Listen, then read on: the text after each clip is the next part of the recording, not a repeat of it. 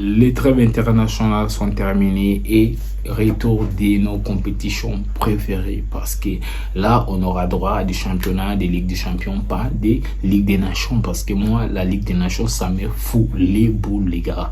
La Ligue des Nations, je ne sais même pas comment ils ont fait pour mettre cette compétition en place, mais franchement, ça me fout les boules de regarder des matchs de Macédoine, de Monténégro, de Gibraltar. Franchement, ça me fout les boules. Maintenant, les vraies choses recommencent. Oui, après que le Barça ait perdu face à la Real Sociedad, là, on va recommencer très fort. Et ça, c'est face à Celta de Vigo. Les gars, je n'ai pas besoin de vous décrire Celta de Vigo. Celta de Vigo, c'est une équipe joueuse, surtout si on joue contre les Barça. Iago Aspas, à chaque fois qu'il joue contre les Barça, il se transforme en Ronaldinho Prime.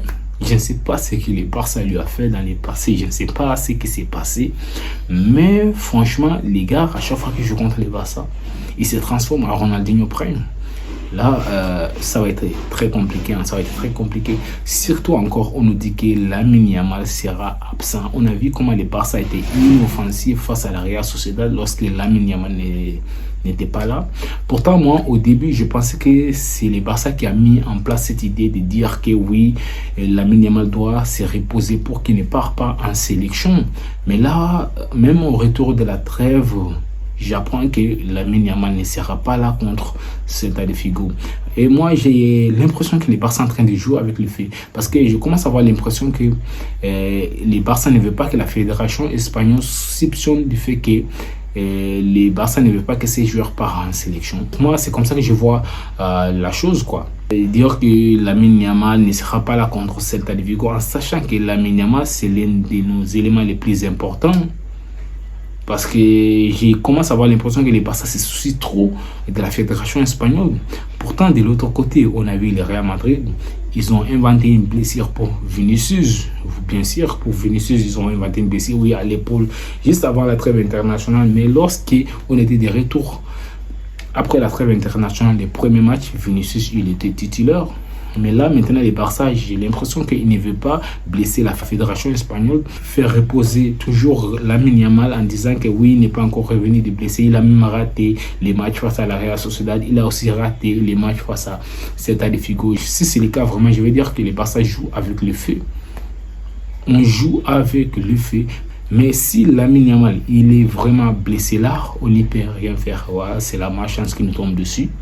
Mais si c'est le cas, quand même, je trouve que ça devient très grave. C'est privé de ton meilleur joueur sous prétexte que tu ne veux pas blesser la fédération espagnole, ça devient très grave. Et là, on aura un Real Madrid, peut-être qui va nous égaler au nombre de points.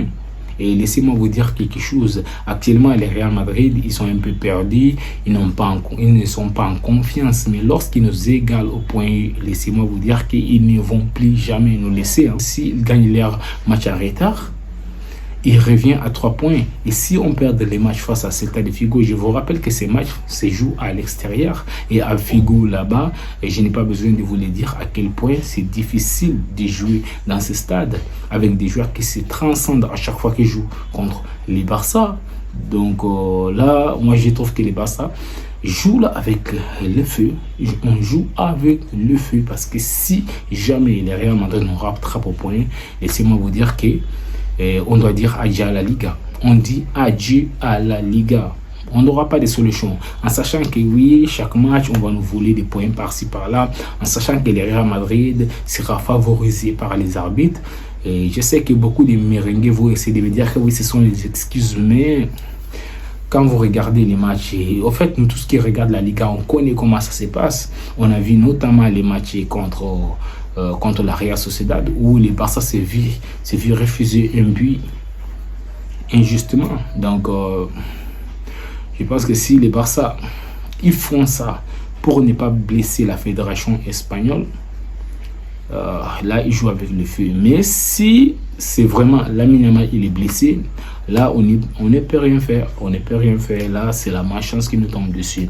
Maintenant pour le moment, il n'y a pas une annonce officielle qui dit que Lamine Yamal ne sera pas forcément là.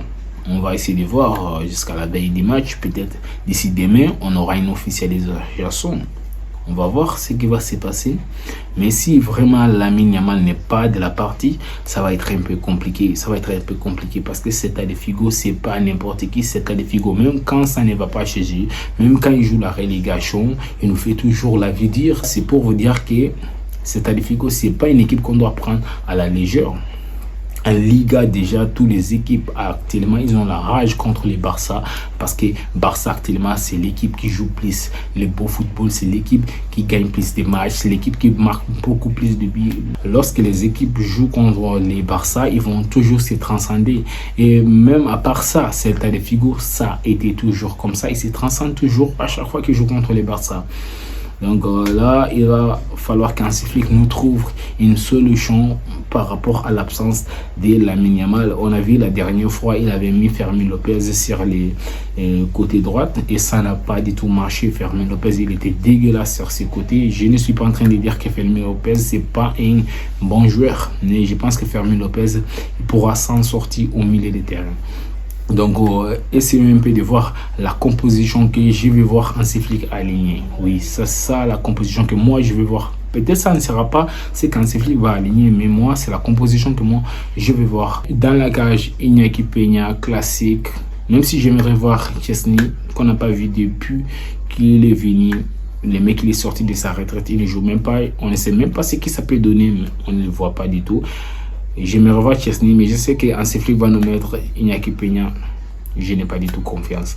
En charnière, Inigo Martinez, Kobarsi. À droite, Jules Koundé. À gauche, Baldé. En double pivot, Pedri, Casado.